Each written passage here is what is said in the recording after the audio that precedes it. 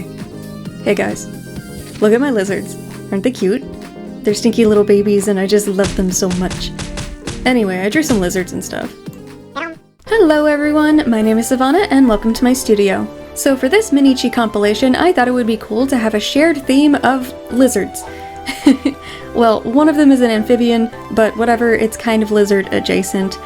These aren't all the lizard Faezoan that I will have, but the other ones are more like aliens, and they're not done yet. Subscribe and ring the bell to be notified about when I do that. Also consider checking out my Patreon to get more info on all these little guys that I draw. It would be a big help because I really want to make this a full-time job.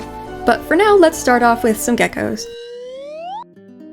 I wanted geckos for a couple of reasons and based them off a few different things.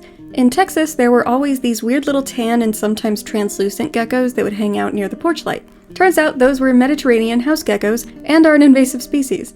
But Texas does have some native geckos, including the Texas banded gecko, that kind of look similar to the leopard geckos, which are, really popular pets. We see them all the time in the pet store. I was mostly going off nostalgia for the house geckos since I saw them all the time and would try to catch them as a kid. I only ever saw them at night hanging out on the walls of the house to be close to the porch light for warmth. So I decided to make my geckos electric types and have light bulbs for tails.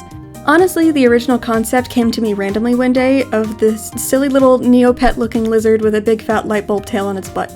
I wanted to keep that, but add more meaning and depth to it. So here is Gecklet, the pure electric lizard. I also wanted a cool type combination that hadn't been done before, or rarely done, in Pokemon. So Gecklet evolves into Geckloto when exposed to a fire gem, and becomes electric and fire type. Geckloto is also based on a Komodo dragon for no reason other than it looks cool and is still a lizard. Its name comes from Gecko, Glow, and Komodo, obviously.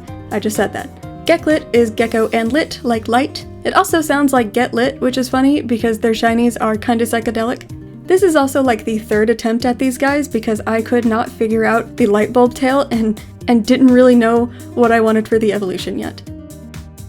So the first rendition of Geckloto was actually named Plasmo or something, or Plasmeco, and it looked like one of those big fat Gila monsters with like the fat tail and long like forked tongue that is usually like a different color, so I think that's why I was really obsessed with it being blue, like a big blue tongue. I didn't really like what I did with that one. I made it like too realistic, and honestly I don't have an image of it anymore. I just deleted it, I guess. And then the second one was this like kind of derpy long boy gecko with a funky tail that was like zigzaggy and it wasn't a light bulb, and I just didn't really like that as much. Also, the very first rendition of Gecklet looked kind of like a little alien, like I gave him antennas and stuff and they were supposed to be light bulbs, and I'm like, why does a gecko have antennas?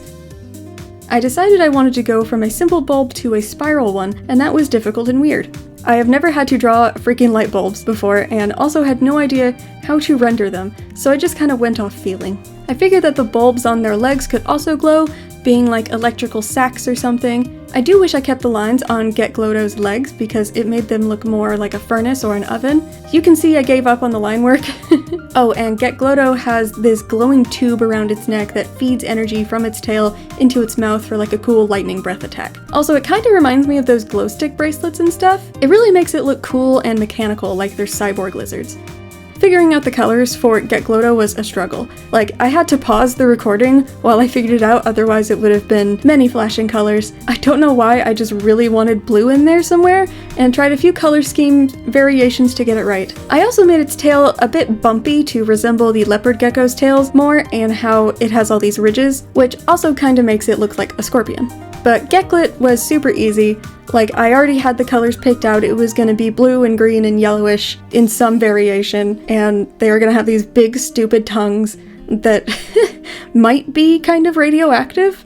I don't know, like, can you get electrical poisoning? That gives me an idea. Anyway.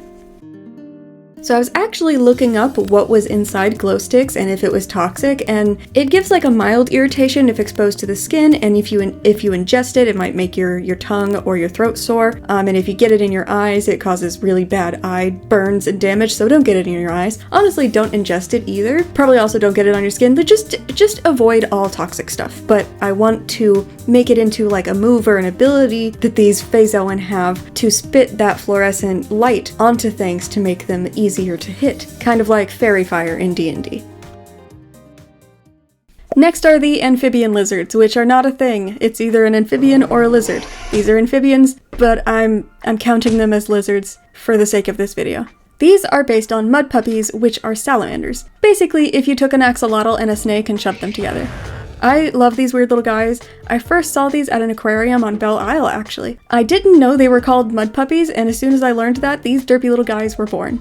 They are also based off the spotted salamander, which can be found all over the place. I learned they are poisonous, excreting a toxic substance from their skin when they feel threatened. So no eating salamanders, guys, in case you didn't already know that. But this allowed me to add more toxic types to the game. At first I wanted them to be part land or ground in Pokemon lingo, but I already had that with Bellsnack and Isle Saga, so they are water type, with the final evolution gaining the toxic type. They were also originally going to be brown to match Mudpuppies, but that didn't really convey their types very well, so I went with blues and purples and made their shinies brown and blue. You'll see, it looks really cool. Anyway, here we have Liladdle, whose name used to just be Little with D's, but it turns out that is a name used for a lot of different brands, so I changed it a little.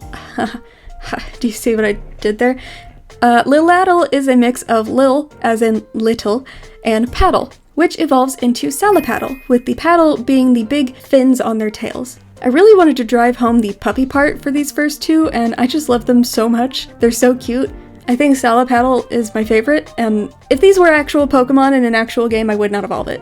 The final evolution, though, looks like some crazy thing you'd see on River Monsters or something. This is Toxtoma, whose name is derived from toxic and Ambystoma texanum, the smallmouth salamander that is found in both Michigan and Texas. It was just the perfect creature to include in this fusion of a region. They also have this weird little flat bit at the end of their chunky tails, very much like Mudpuppies, so I turned it into an actual paddle-looking fin. For Toxoma, since it gained the toxic type, I wanted to give it the colors that made me think of poisons and toxins, that being purple and red, which works out really well as Mudpuppies have red external gills, and it feels like a natural progression from the pink gills I gave to the first two, which I intentionally made look like little ears, because they're puppies. So with the rendering of these little amphibious guys, I wanted to make them look really like slick and wet. So there's like a lot of, I guess, bubble formations, like a lot of circles to show like how the light hits them. And with their tails and fins, I wanted them to be sort of translucent, but also vibrant. That was a little difficult because I didn't actually want to turn down the opacity like I do with a lot of other translucent things. And I also gave the first two stages patterns on their feet to look like they were puppies playing in mud, or toxic waste in this case. I really wanted Toxtoma to look pretty creepy with those beady little eyes because like if you stare at a Mudpuppy too long, they really start to at least creep me out. Like, why do you look like a fish snake? And why am I scared of you even though you're so cute? They're just like unsettling to look at for too long. And lastly, we have some good old spiky boys in the form of Texas horned lizards, or horny toads as we call them in the South. Their scientific name is Phrynosoma, which means toad bodies, and these are super fun because they can spew blood from their eyes as a defense mechanism. They are also the state reptile of Texas and the mascot for the Texas Christian University, and they are very, very tiny. I love them. I took inspiration from bearded dragons and thorny devils as well for their design, because they're all little spiky boys, and the thorny devil inspired the typing of these Faezoan. Since all three species are found in deserts or dry and sandy regions, I figured it made sense for them to be land type, but because of the devil aspect from the thorny devil, and the fact that they're going to utilize blood, it felt appropriate for these to be beast type. I don't think I've talked about beast type very much, so I will explain a little bit more of that now. They are feral Faezoan that are more than just neutral or combat types, but don't use the elemental power of the void types. This would be akin to Shadow Pokemon from Gale of Darkness, or the evilness of dark types in the Pokemon manga. For another example, my legendary Dochigan, based off the Michigan Dogman, is now pure beast type, rather than dark or void type. And in the legend of the Michigan Dogman, which is basically just a werewolf, it is said to be a malevolent spirit. So that's kind of what I'm going for with the beast type. They're not just normal animals, but they also don't have magic powers. They are just very strong and dangerous creatures. But with this first form, Vitex, the beast type does feel pretty misleading. Don't let its adorable demeanor fool you. It will blind you with the blood from its crimson eyes, and probably try to eat your toes, because he's a tiny little baby. Vitex is a simple name derived from vital, or, vitals, since blood is pretty vital to the body, and Texas, because not everything can be clever. Vitex, or Vtex, I haven't decided how I want to pronounce it, probably Vitex, evolves into the very bearded dragon-coated Hemozard, who is named from Hemo, which is the prefix meaning blood, and lizard. It also kind of sounds like hazard, which also works as blood hazards refer to the risk associated with exposure to blood, primarily from bloodborne pathogens like HIV, hepatitis B, and hepatitis C. Then finally, Hemozard evolves into the big beastie Arterahorn, which really leans into the malevolent nature of the beast types. Its name is a mix of artery, which, you know, is what holds blood, and horn, as in the horned lizards. I just really love these spiky Texas lizards. And on another fun note, I tried to make the horns on Arterahorn's head kind of look like a cowboy hat, but I don't know if it reads that way. And it also has blood dripping from its eyes in this cool pattern, which I feel really brings it all together. And for the shinies, I made them black and gray to be edgy, except for Vitex, who becomes kinda green to hint at the toad aspect of their names. I really want to lean into the blood aspect of the inspiration for these guys, because they do spew blood from their eyes, or horny toads I should say, but sometimes they also shoot it from their mouth. So I want to do something with that, like maybe have them like have a drain ability to like refill their blood, because if a horny toad shoots out too much blood, it's bad for their health because they literally just use this blood from their body.